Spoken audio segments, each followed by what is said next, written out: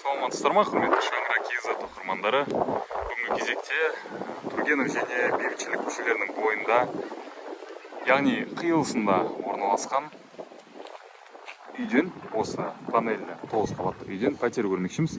Пәтер 3 бөлмелі 5-ші қабатта, үй жалпы 90-шы жылға. Есік алдында балалар ойнайтын алаңы бар. Монша, осы бір үйдің ар жағында Дина сауда үйі, жанында Арзан сауда үйі. Мектептер, балабақшалар және басқа да маңызды нысандар орналасқан.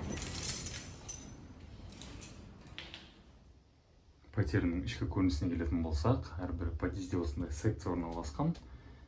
Әрбір деңгейде бір секцияда 2 пәтерде орналасқан. Біздің пәтер турасында кіреберісі, қабырғалар толыққа бояланған, жарық, единый линолеум. Үйдің планировкасы шамамен осындай, комнаталар бөлек орналасқан.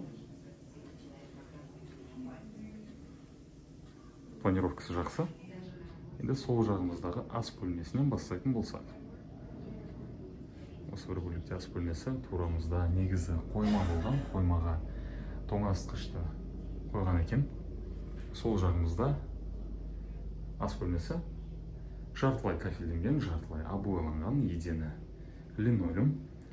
Ас бөлмесінің терезелері аулаға қарайды. Жалпы пәтер ерекшелігі, терезесі 2 беткейге қарайды. Проекция ата кеткендей ыңғайлы. Кейбір жиһаздар қалдырылады. Ас бөлменің оң жағында үйдің бірінші жатын бөлмесі. Обойланған, единый линолеум. Жалпы пәтер ауданы 65 шаршы метр. Турамызға келетін болсақ, үйдің залы.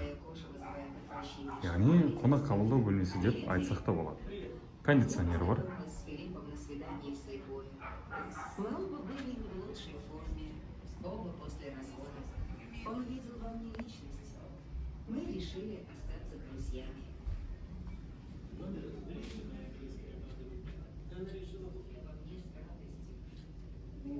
Осы бір бөлікте кішігірім дәліз, дәліздің бойында алдымен дәретхана орналасқан, толық кафелденген, таза.